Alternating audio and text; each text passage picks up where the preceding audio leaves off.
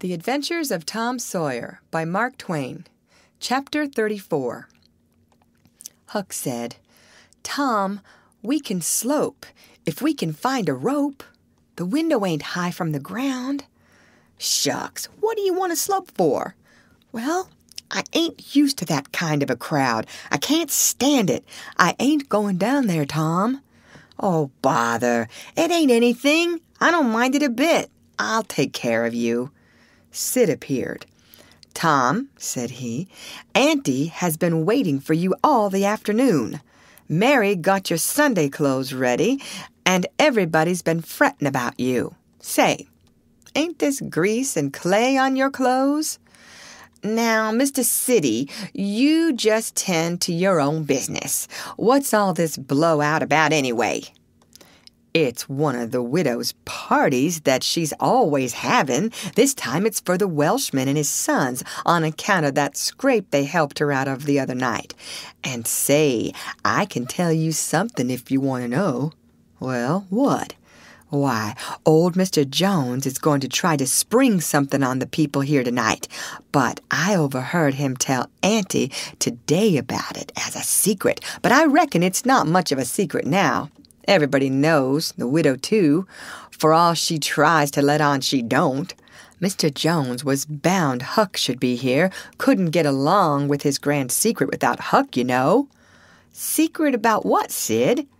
"About Huck tracking the robbers to the widow's. I reckon Mr. Jones was going to make a grand time over his surprise, but I bet you it will drop pretty flat." Sid chuckled in a very contented and satisfied way. "Sid, was it you that told?" "Oh, never mind who it was. Somebody told, that's enough." "Sid, there's only one person in this town mean enough to do that, and that's you. If you had been in Huck's place, you'd have sneaked down the hill and never told anybody on the robbers. You can't do any but mean things, and you can't bear to see anybody praised for doing good ones. There, no thanks, as the widow says," and Tom cuffed Sid's ears and helped him to the door with several kicks. "Now go and tell Auntie if you dare, and tomorrow you'll catch it."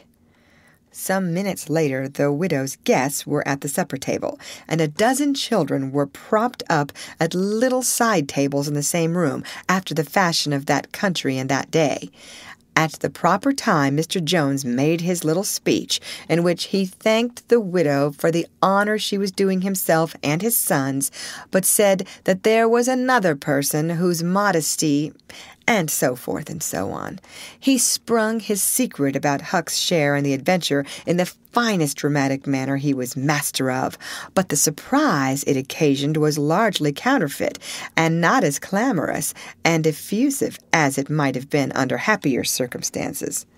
However, the widow made a pretty fair show of astonishment, and heaped so many compliments and so much gratitude upon Huck that he almost forgot the nearly intolerable discomfort of his new clothes in the entirely intolerable discomfort of being set up as a target for everybody's gaze and everybody's laudations. The widow said she meant to give Huck a home under her roof and have him educated, and that when she could spare the money, she would start him in business in a modest way. Tom's chance was come. He said, "Huck don't need it. Huck's rich."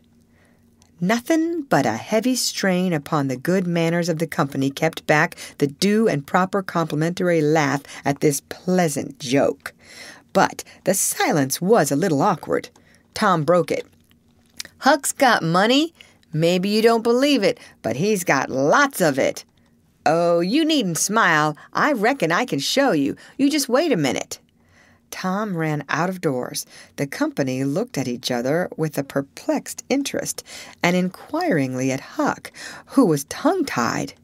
"Sid, what ails Tom?" said Aunt Polly. Well, there ain't ever any making of that boy out. I never." Tom entered, struggling with the weight of his sacks, and Aunt Polly did not finish her sentence. Tom poured the mass of yellow coin upon the table and said, "There, what did I tell you? Half of it's Huck's and half of it's mine." The spectacle took the general breath away. All gazed. Nobody spoke for a moment. Then there was a unanimous call for an explanation. Tom said he could furnish it, and he did. The tale was long, but brimful of interest. There was scarcely an interruption from anyone to break the charm of its flow. When he had finished, Mr. Jones said, "I thought I had fixed up a little surprise for this occasion, but it don't amount to anything now. This one makes it sing mighty small, I'm willing to allow." The money was counted. The sum amounted to a little over $12,000. It was more than anyone present had ever seen at one time before, though several persons were there who were worth considerably more than that in property. End of chapter. Read by Lorraine Montgomery for Lit2Go on the web at fcit.usf.edu.